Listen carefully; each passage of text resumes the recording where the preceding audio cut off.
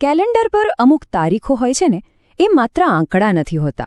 એની પાછળ એક આખી લડાઈની, એક સંઘર્ષની ગાથા છુપાયેલી હોય છે. આજે આપણે એવી જ એક તારીખની વાત કરવા જઈ રહ્યા છીએ. 17 ડિસેમ્બર.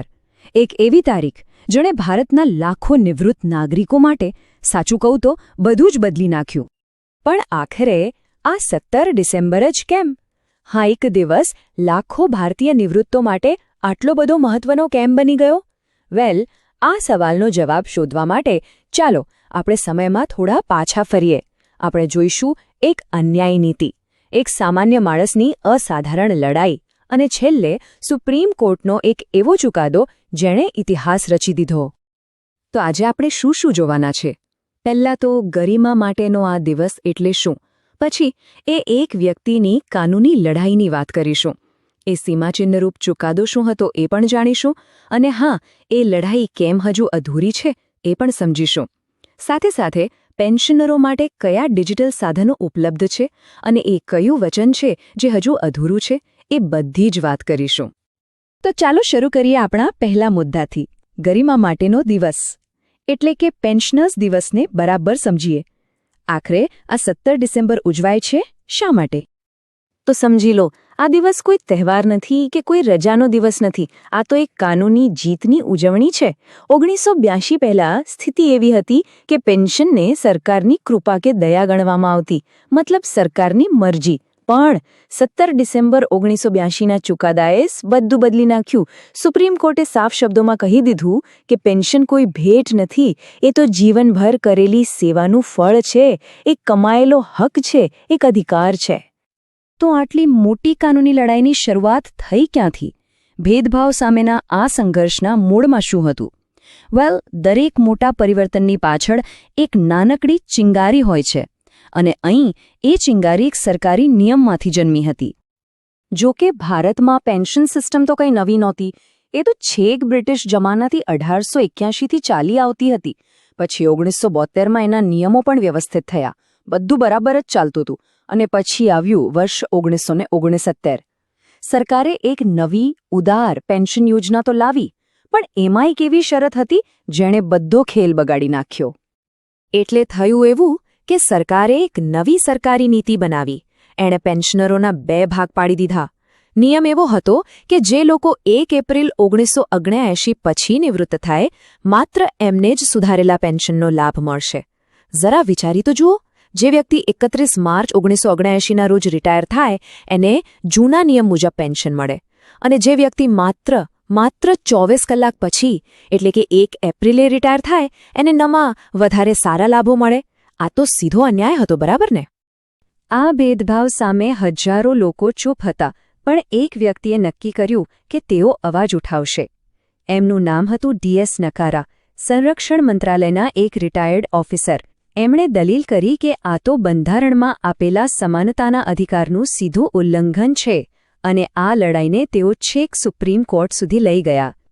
અને બસ અહીંથી શરૂ થઈ એક ઐતિહાસિક લડાઈ, એક સીમાચિહ્નરૂપ ચુકાદાની કહાની, જ્યાં સુપ્રીમ કોર્ટે નિયમોને ફરીથી લખ્યા. એક વ્યક્તિની લડાઈ હવે આખા દેશના લાખો પેન્શનરોના ભવિષ્યનો સવાલ બની ગઈ હતી. બધાની નજર સુપ્રીમ કોર્ટ પર હતી. અને પછી એ દિવસ આવ્યો. તારીખ હતી 17 ડિસેમ્બર 1982. સુપ્રીમ કોર્ટે પોતાનો ચુકાદો સંભળાવ્યો. એક એવો નિર્ણય જેણે માત્ર DS નકારાને જ નહીં, પણ ભારતના કરોડો વર્તમાન અને ભવિષ્યના બધા જ પેન્શનરોને ન્યાય અપાવ્યો. એ સમયના ચીફ જસ્ટિસ YV ચંદ્રચૂડના શબ્દો ખૂબ જ મહત્વના છે. એમણે કહ્યું, પેન્શન ન તો કોઈ ભેટ છે, ન તો કૃપાની વાત, તે ભૂતકાળમાં કરેલી સેવાઓ માટેની ચૂકવણી છે. તે એક સામાજિક કલ્યાણનું પગલું છે જે સામાજિક આર્થિક ન્યાય પૂરો પાડે છે. એટલે કે સાવ સાદા શબ્દોમાં કોર્ટે કહ્યું કે પેન્શન કોઈ ભીખ કે દયા નથી, એ તો કરેલી મહેનતનું વળતર છે, એક સામાજિક સુરક્ષા છે જે રિટાયરમેન્ટ પછી ગરિમા સાથે જીવવાનો હક આપે છે. અને આ શબ્દો આજે પણ પેન્શન કાયદાનો પાયો છે. તો આ ચુકાદામાંથી 3 મુખ્ય સિદ્ધાંતો બહાર આવ્યા. નંબર 1, પેન્શન ભેટ નથી પણ અધિકાર છે, એટલે સરકારની ફરજ છે કે એ ચૂકવે. નંબર 2, બધા જ પેન્શનરો એક સમાન વર્ગ છે, એમની વચ્ચે નિવૃત્તિની તારીખના આધારે ભેદભાવ ના કરી શકાય. અને નંબર 3, સરકાર દ્વારા નક્કી કરાયેલી પેલી 1 એપ્રિલ 1969 જેવી મનસ્વી કટ ઓફ તારીખો સંપૂર્ણપણે ગેરબંધારણીય છે. કાગળ પર તો આ એક મોટી જીત હતી, બધું સ્પષ્ટ થઈ ગયું હતું. પણ શું વાસ્તવિકતામાં બધું બદલાઈ ગયું? આ કાયદો અને વાસ્તવિકતા વચ્ચેનું અંતર હજુ પણ છે. આ એક એવી લડાઈ છે જે હજુ અધૂરી છે. આજે ચુકાદાના આટલા વર્ષો પછી પણ બેંક પેન્શનર્સ એસોસિએશન જેવા સંગઠનો કહે છે કે આ પેન્શનર્સ દિવસે ચાલો આપણે બધા પેન્શનરો માટે ન્યાયની આપણી લડાઈ ચાલુ રાખવાની પ્રતિજ્ઞા લઈએ. આ નિવેદન શું બતાવે છે? એ જ કે 1982ના ચુકાદાનો જે મૂળભૂત હેતુ હતો એ હજુ દરેક જગ્યાએ પૂરો નથી થયો. તો સવાલ એ છે કે લડાઈ ક્યાં ચાલુ છે? ખાસ કરીને જે જાહેર ક્ષેત્રની બેંકો છે, વીમા કંપનીઓ છે, એ જેવી સ્વાયત્ત સંસ્થાઓમાં આ સમસ્યા વધુ છે. તેઓ ઘણીવાર પોતાની અલગ આર્થિક સ્થિતિનું બહાનું કાઢીને સમાનતાના નિયમનું પાલન નથી કરતી. આથી માળખાકીય ખામીઓ રહી જાય છે અને એટલે જ પેન્શનર સંગઠનો 17 ડિસેમ્બરના દિવસને આજે પણ પોતાની લડાઈ અને એકતા માટેના દિવસ તરીકે ઉજવે છે. પણ ચાલો હવે થોડી સકારાત્મક વાત કરીએ. એક તરફ ભલે આ લડાઈ ચાલુ હોય, પણ બીજી તરફ ટેકનોલોજી એક મોટા મદદગાર તરીકે સામે આવી છે. પેન્શનરો માટે નવા ડિજિટલ સાધનો આવ્યા છે જે તેમની ઘણી લાંબા સમયની સમસ્યાઓનો આધુનિક ઉકેલ લાવી રહ્યા છે. જેમ કે આ ભવિષ્ય પોર્ટલ. પહેલાં શું હતું?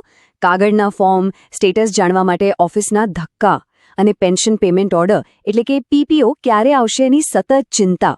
અને હવે બધું ઓનલાઈન.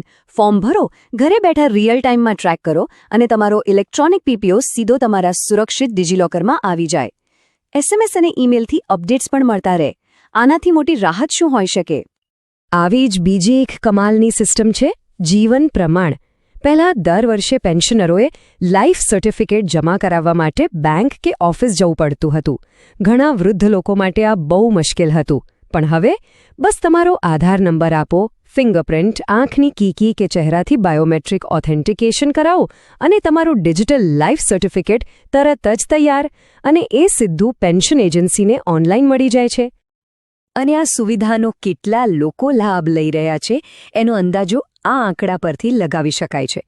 માત્ર નવેમ્બર 2025ના એક મહિનામાં જ દેશભરમાં 1.54 crore digital life certificate generate થયા. એમાંથી પણ 90 લાખથી વધુ તો માત્ર ફેસ ઓથેન્ટિકેશનથી થયા હતા.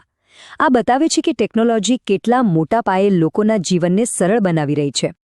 પણ બધું ખાલી ટેકનોલોજી પર નથી. માનવ કેન્દ્રિત અભિગમ પણ એટલો જ જરૂરી છે. જેમ કે CPM ગ્રામ્સ.